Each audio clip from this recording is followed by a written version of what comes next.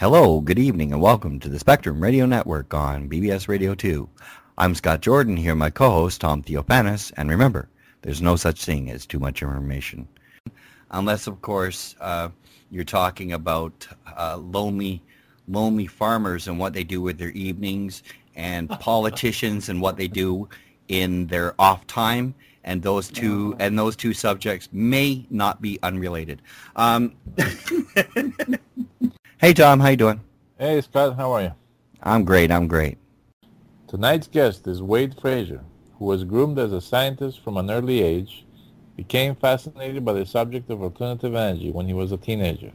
As is so often the case with those with a clearly envisioned life mission when so young, his life path then was propelled him through a series of hard-hitting experiences that qualified him to be one of the preeminent writers on the subject today. Wade's website, ahealplanet.net, comprises of over 1,200 of deeply thought out, intelligent, and well-informed commentary on a number of the most important issues of our time. His direct personal experiences include working shoulder to shoulder for a number of years with Dennis Lee, who he describes as the Indiana Jones of free energy. Wade attests that Lee's larger-than-life experiences, many of which Wade witnessed at first hand, were authentic and occurred just as he reports it on his site. Welcome, Wade. Hi, guys. Hey, Wade, how you doing? Nice to have you on the show. Wade Frazier, great to have you on the show. I know that you've been doing work in the free energy field for many, many years, several decades. I'm not saying you're old. I'm just saying you've been in the field for a long time. I am gray. Yeah. What I want to know a little bit, give us a little bit of your background, the early years, where you started out in this field. And what got you into the field? So again, I was a science student. Again, I was raised to be a scientist, and I again went through this standard math science curriculum as a child, and was essentially expecting to be a scientist. And when I was 16 years old, I call it my mystical awakening, but our family took something called Silva mind control. Today they call it the Silva method because of the MK Ultra stuff. They decided to change the name, but I basically had what today they call a remote viewing experience, a few of those, and back then they called it the Edgar Casey method, but I had my own. People had them I knew the people that they were describing, and anyway, so that was really kind of my mystical awakening when I was 16 years old. And then my second year of college,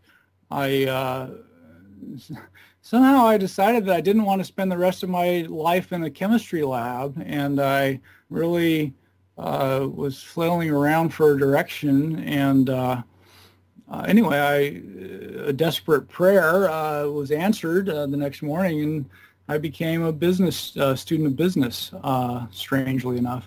And also when I was 16, though, I was one of my mentors. In fact, I consider my first professional mentor invented what was considered to be the best engine in the world for powering an automobile. This is back in the energy crisis days of the early 70s. And so when I was 16 years old, I had this dream of, changing the energy industry. And so but at age 16, it was just a fantasy. I couldn't do anything about it at age 16. But anyway, so I was 19. I went from being a science major to a business major, got out of college, graduated, ended up working in downtown Los Angeles for a few years.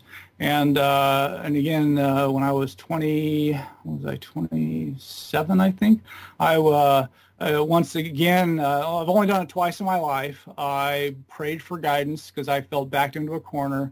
And the next morning, the answer came, and I moved to Seattle, 1,000 miles away, and moved straight into an energy company. I mean, it was again way larger than life, and so I ended up walking right into this company that was actually in its death throes, being wiped out by the energy interest in Seattle. because this guy was trying to carpet Puget Sound with these heat pumps that would save you, 80% of your heating cost. And so anyway, my childhood dreams of changing energy was, very dramatically. I mean, it's like a lightning bolt hit me, and then he couldn't get rid of me. So anyway, I chased him as the Seattle operation got wiped out. I chased him out to Boston to rebuild, and that's when he started thinking in terms of free energy.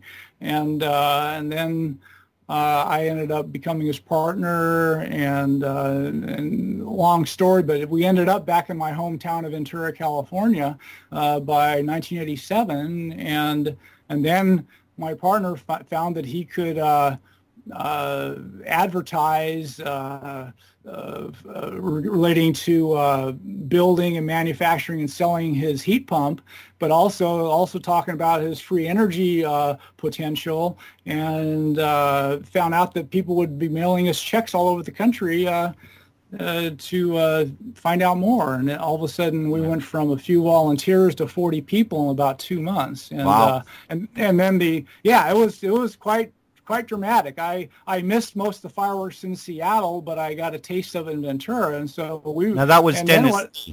That was Dennis Lee, And then anyway, then what happened was the technical wherewithal maybe to actually this crazy idea that we had in Boston is like, it turned out that maybe we could do it, and some of the technical experts, again, inventive geniuses, etc., came aboard, and the next thing you know, we were how to say it, we might have been able to do something. And so anyway, that was in 1987, 88, and then we got the boom lowered on us, and so we had a raid. Right in the middle of living the dream. You're living right in the middle of the dreams, and here comes the raid. In fact, I was standing in the parking lot as,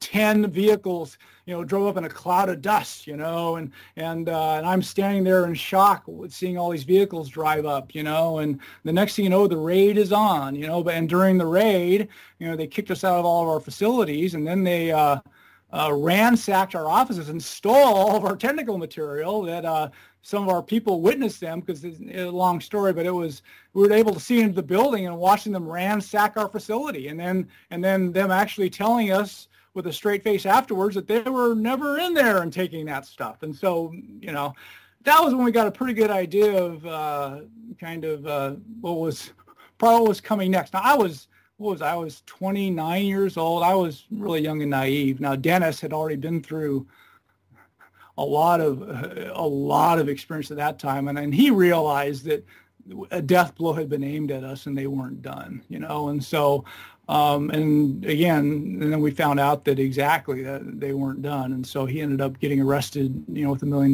bail a few months later, and then it became a nightmare, and so it was quite a spectacular takedown of our operation, and wrecked my life. And it was quite right in my hometown, it was right in my hometown where this happened, and but I haven't been back to it for over 20 years. It was pretty brutal. And so wow. Anyway, that was and then I basically had to sacrifice my life to try to spring him from jail. And the accounting professor who kind of got me into accounting, he became my partner also. We sprung him, miraculously, we sprung him from jail.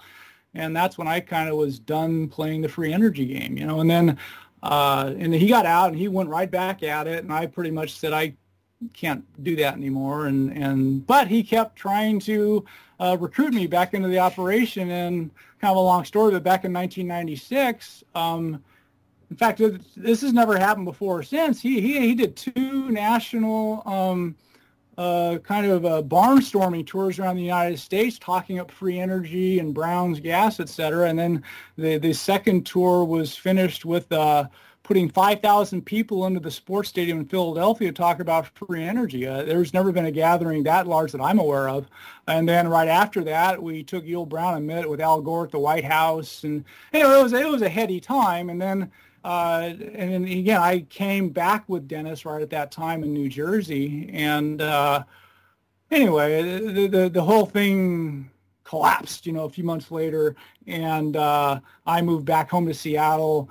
And again, 10 years later, after hearing Tom Bearden talk about it back in '98, I eventually was realizing that we were being set up by a very elaborate sting operation that was trying to entrap us by basically being approached by organizations that had alleged almost infinite funding and how they were going to be able to give it to us. And anyway, it turns out that back in those days, that was a standard MO for contenders. In fact, again, Bearden talked about where they almost got him, and I heard him talk about it. And then 10 years later, in the wake of the financial crisis, I started thinking about the way they said they were going to get the money to us, and turns out that was the scam of the '90s. Back then, you didn't know it, but it was this whole bank debenture arbitrage kind of game, which so anyway was going to be dirty money. And in fact, thank God that the deals never quite materialized, and so we didn't get the money. Otherwise, I would be talking to you from prison right now. So right. Anyway, and Dennis backed out, didn't he? Dennis is too streetwise. So yeah, it was definitely he was very wary about groups approaching you with hey, how about $1 billion? So anyway, in fact, if we had been greedy and we'd been money hungry and we really, that's the flypaper, and so we weren't, and so the thing where, oh gee, thanks very much for that kind offer, we'll think about it, and again, and along that story, other things happened where the deals didn't materialize, and I'll always wonder. In fact, I will be, I don't have the perspective now. I don't know who may have been, but I would imagine, based on my experiences in Seattle and Ventura, that there were probably a few agents, provocateurs on the inside that were probably being mischievous. I'll never, that probably happened. So I'm just saying that the deals didn't materialize, and I'd imagine that there was some help given to why they didn't materialize, but maybe not. That's what I'm saying. Maybe they wanted a deal materialize, and so they could put us in prison. But anyway, so didn't happen. I moved back to Seattle here in '97, and I haven't left. And Dennis is still trying. He's still. In fact, the Federal Trade Commission tried to shut him down a couple of years ago now, and again, he gets. Every few years, there's some big national television show, that's, again, I learned the media game back when I was with them back in the 80s. So let's just say that I don't bother watching the TV shows that they have about them. But I know people tell me, other people watch them and they go, oh yeah, that wasn't very flattering. So anyway, it's just, so I don't really play that game anymore. So I'm I wish them the best, and I'm sort of in a semi-retirement, if you will, in this field. Right. You have your own website now. I have a website. Mm-hmm. Where you catalog all of the history of this and your information. It's called ahealedplanet.net. ahealedplanet.net. And people can go there and they can read over 1,200 pages of deeply thought out, well-informed commentary on a number of the most important issues of our time. Not just free energy. You cover a lot of different areas.